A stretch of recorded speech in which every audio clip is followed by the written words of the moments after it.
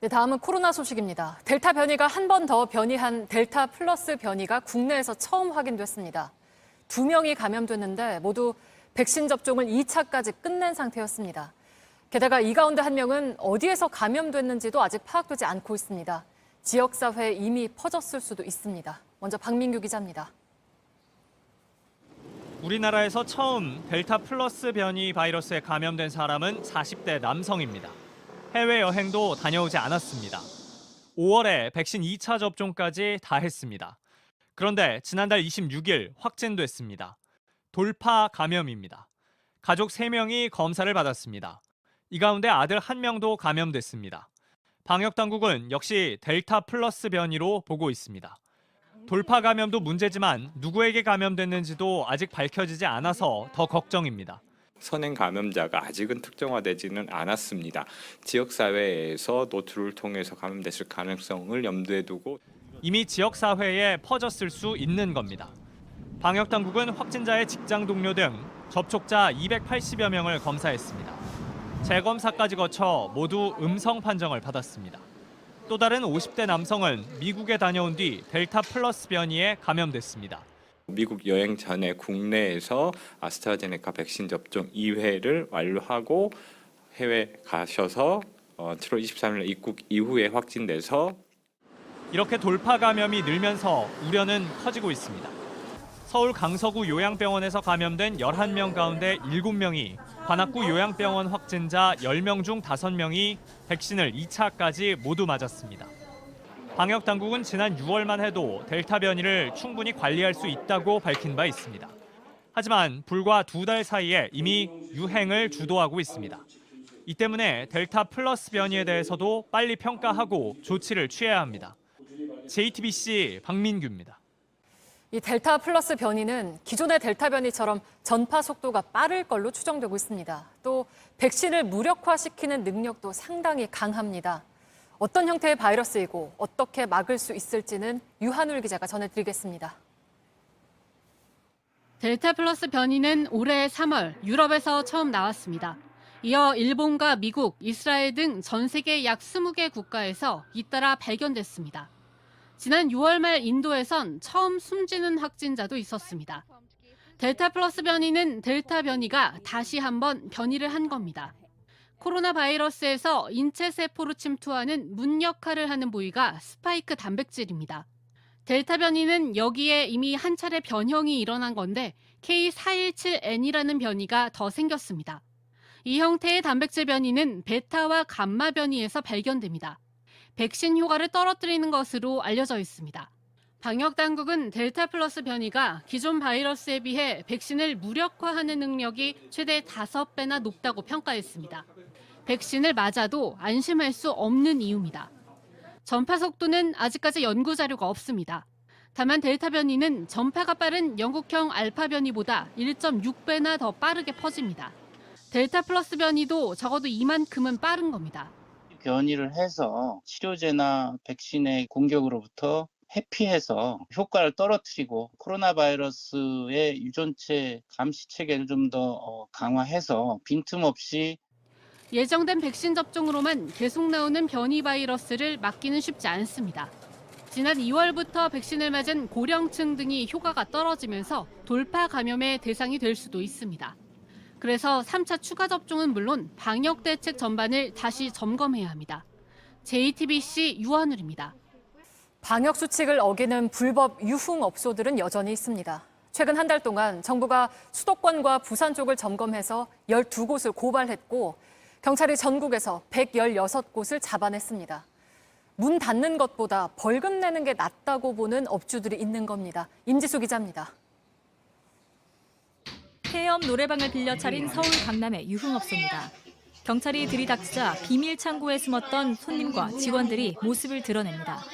이날 밤 12시 기준 확진자는 1,896명으로 역대 최다였습니다. 업소용 냉장고 뒤에 숨겨져 있던 문을 열자 남녀 20명이 숨어 있습니다. 이번엔 경기도 의정부시에서 불법 영업하다 경찰에 적발된 유흥업소입니다. 자, 그 손님들 그 분리하고 인적사항 좀 확인 좀 해보라고. 경기도 수원에선 모텔 한 층을 통째로 빌려 불법 유흥주점을 꾸렸습니다. 경찰과 지자체가 힘을 합쳐 단속하고 있지만 방역 지침을 무시하는 유흥업소들은 끊이지 않고 있습니다. 정부 합동특별방역점검단은 지난달 8일부터 4주간 지자체와 합동 단속에 나서 불법 유흥업소 12곳을 찾아 고발했다고 밝혔습니다. 지난달 경찰이 전국에서 직접 잡아낸 불법 유흥업소는 116곳에 이릅니다. 지난달부터 업주는 물론 손님까지 300만 원 이하 벌금에 처하도록 처벌이 강화됐지만 별 소용이 없습니다. 벌금 받는 게 이제 이득이라고 이제 생각하는 업소들이 많다고 생각됩니다. 이런 계산을 했을 때 불법을 이제 선택하지 못하도록 하는 강력한 제재가 유흥업소만 걱정스러운 건 아닙니다. 식당과 노래방 등 정부 합동점검단이 행정처분하라고 지자체에 통보한 업체 중 과태료 이상을 받은 비율은 8.7%에 불과합니다. 처분을 결정하는 지자체가 대부분 계도에 그친다는 설명입니다. 행정처분 비율을 높이거나 반복적 위반에 대해선 구상권을 청구하는 등 보다 적극적인 대책이 시급하다는 지적입니다. JTBC 임지수입니다. 자녀 백신을 맞는 건 하늘의 별 따르기라고 불릴 만큼 어렵습니다. 잘 나오지도 않고 나와도 금세 사라집니다. 그런데 어렵지 않게 백신을 맞았다는 사람들이 꽤 있습니다. 병원에 아는 사람이 있으면 된다는 지인 찬스 얘기도 들립니다. 정말 이게 가능한 건지 추적보도국 최승훈 기자가 추적해봤습니다. 지난 5월부터 남는 백신을 네이버와 카카오톡에서 예약할 수 있게 됐습니다. 하늘의 별 따기였습니다. 자동으로 클릭해서 예약까지 해주는 프로그램까지 나왔습니다. 돈을 받고 대신 예약해준다는 업자도 등장했습니다. 그런데 이보다 더 쉬운 방법이 있다는 제보가 들어왔습니다. 취재진은 한 40대 남성을 만났습니다. 아는 의사가 오라길래 거리가 좀 멀었지만 바로 가서 백신을 맞았다고 말했습니다. 또 다른 여성은 가족이 아는 의사를 통해서 백신을 맞았다고 했습니다. 이들이 말한 병원 중 한 곳에 전화를 걸었습니다. 병원 관계자와 알고 있어서 백신을 맞은 사람이 있는데 또 맞을 수 있는지 물었습니다. 좀 약이 생기면 먼저 좀 연락을 주실 수는 있을까요? 네, 그 성함하고 전화번호 한번 줘보세요. 고요. 010에 하여간에 뭐 있으면 연락드릴게요. 어떻게 이런 일이 가능한 걸까? 예방접종 시행지침에 따르면 백신이 남았을 때 네이버와 카카오톡에 먼저 올려야 합니다. 그래도 남으면 손으로 적는 예비 명단을 보조적으로만 쓸 수 있습니다. 이 기회도 인터넷 사용이 상대적으로 쉽지 않은 만 60세 이상이나 만성 질환자 등에게 먼저 줘야 합니다. 그런데 일부는 이걸 무시하고 백신이 남으면 아는 사람에게 주고 예비 명단에 섞어서 적는 겁니다. 실제로 일부 병원은 예비 명단만 쓰고 있습니다. 저희는 지금 예비 명단으로다가 하고 있거든요. SNS로는 따로 안 올라가요? 네, 저희 병원 쪽에서 따로 그걸 안 올리고 있어요. 간호조무사 커뮤니티에는 지인에게 접종해주는 방법까지 올라와 있습니다. 예비 명단에 접종 이력을 등록할 때 자녀 백신이 아닌 기타라고 입력하라고 합니다.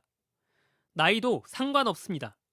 얀센, 아스트라제네카, 화이자 백신까지 다 접종했다고 말합니다. 지금까지 모두 95만 7천여 명이 자녀 백신을 맞았습니다.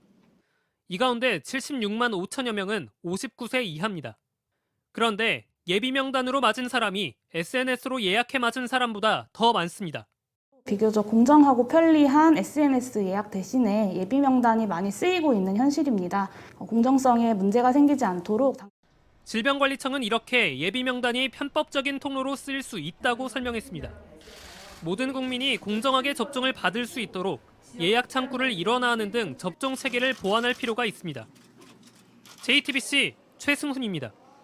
코로나19 백신을 맞고 부작용이 생기면 돈을 준다는 이른바 백신 보험이 우후죽순처럼 나오고 있습니다. 넉 달 사이 20만 건 넘게 가입됐습니다. 약관을 자세히 보셔야겠습니다. 모든 부작용이 아닙니다. 발생 확률 0.0006%, 극히 드문 쇼크만 보장한다고 되어 있습니다. 이지은 기자입니다. 백신 부작용이 생기면 돈을 준다는 보험 상품들.